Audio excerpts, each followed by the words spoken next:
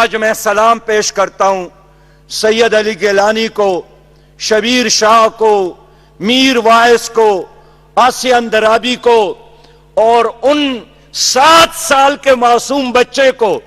جس کے ہاتھ میں پتھر ہے، اور اس 90 سال کے بوڑھے بزرگ کو جس کے ہاتھ میں پتھر ہے، اور جنہوں نے فیصلہ کیا کہ نہ ہم بھارت کے ظلم اور جبر کے آگے جھکیں گے،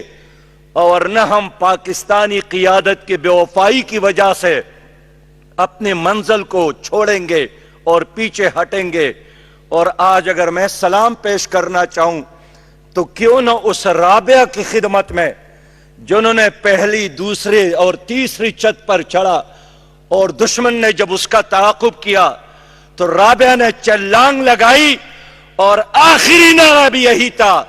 کہ کشمیر بنے گا پاکستان۔ میں اس ماں کو سلام پیش کرتا ہوں جنہوں نے اپنے بچے کے آنکھوں میں سرما لگا کر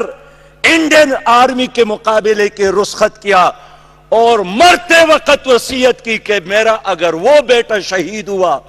تو پھر میرا ایک اور بیٹا بھی موجود ہے، اور وہ بھی شہید ہوا تو میرا ایک اور بیٹا موجود ہے، اگر وہ بھی شہید ہوا تو بوڑھے شوہر کو کہا کہ میرے شوہر ہم نے مل کر جنت میں جانا ہے۔ تو آپ نے اپنے جوان بیٹوں کے نقش و قدم پر چل کر جام شہادت نوش کرنا ہے۔ آج اگر مسئلہ کشمیر گونج رہا ہے دنیا کے ہر فورم پر، تو اس میں میری اس ماں کی قربانی ہے، اس بہن کی قربانی ہے، اس بزرگ کی قربانی ہے۔ اور سچی بات یہ ہے کہ علامہ اقبال نے بھی اور قائد اعظم نے بھی جو فرمایا تھا کہ یہ شہ رگ ہے، یہ معاشی شہ رگ نہیں ہے، یہ نظریاتی شہ رگ ہے، یہ جغرافیائی شہ رگ ہے، یہ معاشی شہ رگ ہے، یہ سیاسی شہ رگ ہے۔ لیکن اس سے بھی آگے بڑھ کر آج بھی ایک خاتون نے اعتراف کیا ہے کہ 350 لڑکیاں گزشتہ 45 دنوں میں گھروں سے اغوا کی گئی ہے۔ میں سمجھتا ہوں آج تو ہماری غیرت کا مسئلہ ہے، ہماری ایمان کا مسئلہ ہے۔ وہاں ایک ابن قاسم اپنی ایک بہن کے پکار پر دیبل پہنچے، کراچی پہنچے، اور یہاں روز آپ کے جہلم کے دریا میں آپ کے ماؤں، بہنوں اور بیٹیوں کی دوپٹے، ان کے شہید جوانوں کا خون۔ اس لیے ہم کیسے ایک دوسرے کے ساتھ آنکھیں ملاتے ہیں، اور ہم کیسے جنت کی طرف جانے کے بارے میں سوچ رہے ہیں۔ میری ماں، میری بہن، میری بیٹی، میرا شیرخوار بیٹا آج 45 دنوں سے بخدا روز ہم اطلاعات لیتے ہیں گیلانی صاحب اور ان کے دوستوں سے، ماں کے سینے میں جب دودھ خشک ہو جائے، ختم ہو جائے، اور ایک انڈین آرمی نے بسکٹ کا ڈبہ اس ماں کے ہاتھ میں تمانے کی کوشش کی، اس نے یہی پیغام دیا کہ مجھے عزت کی موت قبول ہے لیکن انڈیا کے ساتھ غلامی کی زندگی مجھے قبول نہیں ہے۔ میں ان ماؤں، بہنوں اور بیٹیوں کے سامنے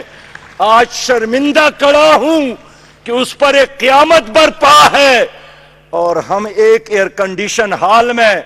صرف آنسو بہا رہے ہیں۔ اس لیے میں اسی پر اکتفا کروں گا کہ ہمارے ساتھ اب ٹائم کم ہے، شاید حالات ہمیں اور وقت نہ دے، ہمیں ایک فیصلہ کرنا چاہیے۔ میں مانتا ہوں جناب وزیر خارجہ نے، جناب وزیر اعظم صاحب نے دنیا کے ہر فورم پر بات کی، لیکن یہ دنیا بڑی ظالم ہے،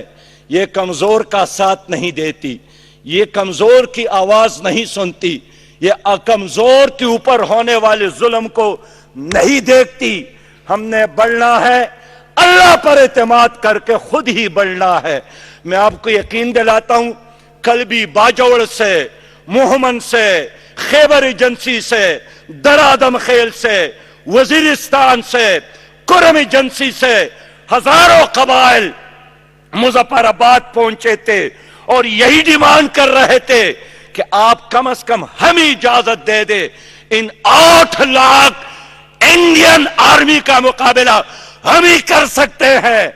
وہ لوگ آپ کی پشت پر کھڑے ہیں. میرے بھائیوں اور دوستوں، اس لیے میں آپ سے مشورہ کرنا چاہتا ہوں. ہمارا بھی ایک درینہ تعلق ہے،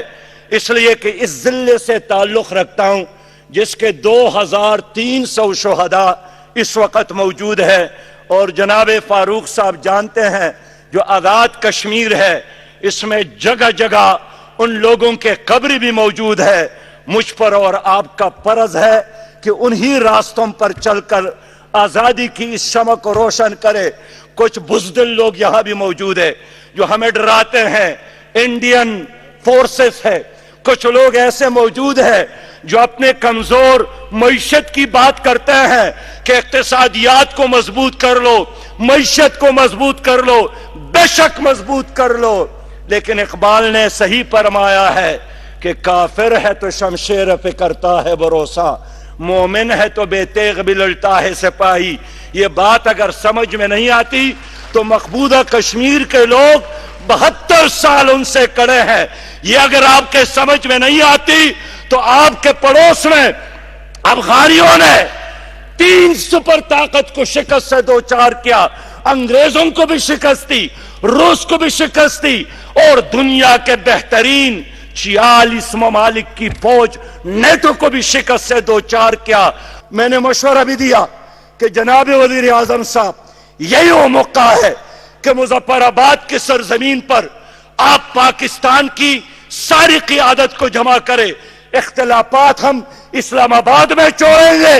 اور اتحاد، یکجہتی اور کشمیریوں کے ساتھ کھڑے ہونے کا پیغام ہم مظفر آباد میں لے جائیں گے. میں نے تجویز پیش کی کہ وقت ہے آپ مسلم لیگ کی قیادت کو، آپ پیپل پارٹی کی قیادت کو، آپ جماعت اسلامی کی قیادت کو، آپ جے یو آئی کی قیادت کو، آپ اے این پی کی قیادت کو، آپ ایم کے ایم کے تمام سیاسی جماعتوں کے لیڈرز کو مظفر آباد میں بلا لے. بے شک تقریر نہ ہو، ہم اگر وہاں کھڑے ہو کر ہاتھوں میں ہاتھ ڈال کر دشمن کو یہ پیغام دے رہے کہ تمہارے مقابلے کے لیے ہم ایک ہے،